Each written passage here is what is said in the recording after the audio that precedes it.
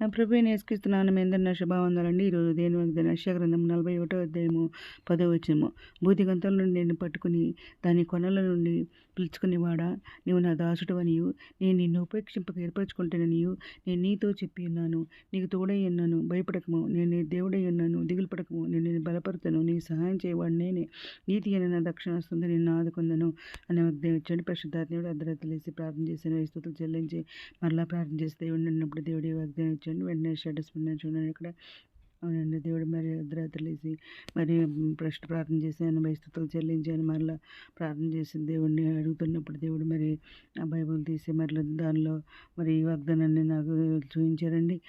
మరి బుదిగంతల నుండి నేను పట్టుకుని దాన్ని కొనల నుండి పిలుచుకునేవాడు, నీవు నా దాసుడవని నేను ఏర్పరచుకుంటే నేను నీతో చెప్పినాను. నీకు తోడై నన్ను భయపడకు, నేను దేవుడై నన్ను దిగులు పడకు, నేను బలపడతాను, నీ సహాయం చేయవాడు నేను, నీతి నా దక్షిణ వస్తుందని ఆదుకుంటానని చెప్పేసి ఆ ఒక్క వాగ్దానాన్ని నాకు చూపించారండి బైబిల్ తీసి.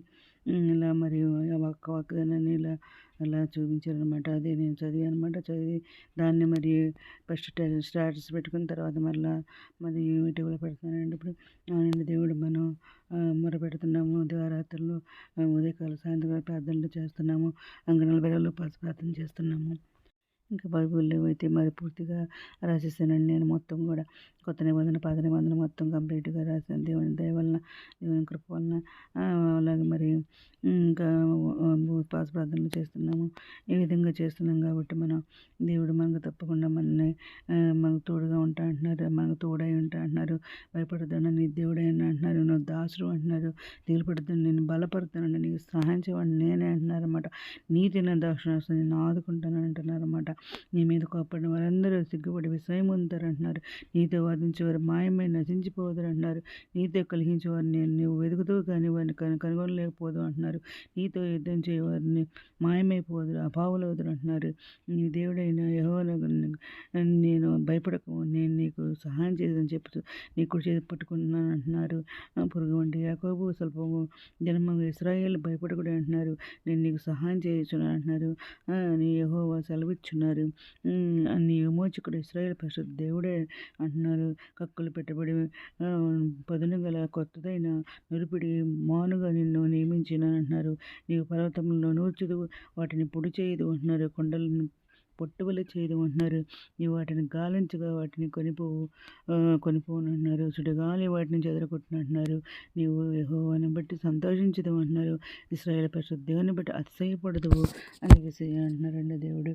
అవునండి, ఆయన వాక్యం మనం బ్రతికిస్తే మన బాధల్లో మనకు నెమ్మది కలిగిస్తుంది అన్నమాట. తనకు నిజంగా మొరపెట్టేవారు, తనకు నిజంగా మరి పెట్టేవారందరికీ యెహోవా సమీపంగా ఉన్న దేవుడు మన దేవుడు అనమాట. ఏ భయం రాకుండా యెహోవా మనల్ని కాపాడుతా అంటున్నారు, మన ప్రాణం కాపాడుతా అంటున్నారు. ఇంకా బాధపరిచే వారికి ఆయన న్యాయం తెచ్చి దేవుడు, ఆకలిపడే వారికి ఆహారం తెచ్చే దేవుడు అనమాట, మన దేవుడు అనమాట. ఎవరి మనసు దాని మీద ఆనుకుంటుంది వారిని పూర్ణ శాంతి కలుగ చేసే దేవుడు మన దేవుడు. సమస్యలు బలం ఇచ్చేవాడు దేవుడే. మరి ఆ శక్తిలో బలాభిదిక్కులు చేసేవాడు దేవుడే అనమాట. భయపడద్దు అన్నారు. నేను జల్ల పెడతాడు, నీకు తోడే ఉంటాను. నదుల్లో వెళ్ళినప్పుడు అవి మీద పొర్లి పరవన్నారు. అగ్ని మధ్య నడిచిన కాలిపోవు, జాలని కాల్చుకున్నారు. ఇవ్వనకు నేను నీకు దేవుడను, ఇశ్రాయేలు పరిశుద్ధ దేవుడని నేనే నేను రక్షించుకున్నాను.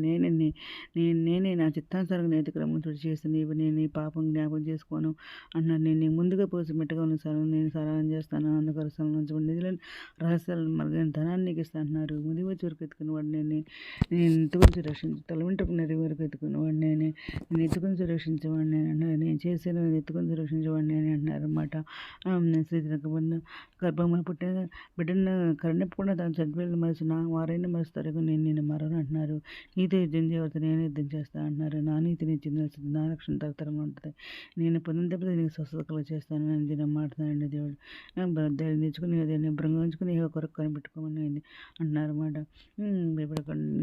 నేను తోడుగా ఉన్నాను, నా దిగులు పడి నేను బలపడతాను, నేను సహాయం చేయమని నేనని చెప్పేసి దినం మాట్లాడండి. ఈ దినం వాగ్దానం అందరి జీవితంలో నిలవాలని కోరుకుంటే ఈరోజు మనం ప్రార్థన చేసుకుందాం. మౌన్నతర సరసకుబంధర ఘనమైన మనకి ఎలా స్థుతి స్తోత్రం తండ్రి. అది మంది ప్రపంచం ప్రతి ఒక్క బిడ్డని పేరు జ్ఞానం చేసుకున్నాను. ప్రతి ఒక్క బిడ్డ హాస్టల్ తెచ్చండి, అక్కడ కోరిక తెచ్చండి. బిడ్డలు మంచి జరిగిపోయిన దేశాలు దేవుండి, ఉద్యోగాలు తెచ్చండి, ఆర్థిక పరిస్థితుల వరకు ఆర్థిక సాయం తెచ్చండి. అనారోగ్యం స్వస్థపరచండి, వేదనతో ఓదర్చుకుని లేదండి.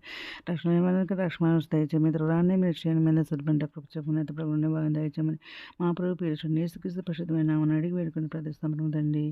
ఆమె ప్రభు సేవలో మీ సహోదరి. God bless you all.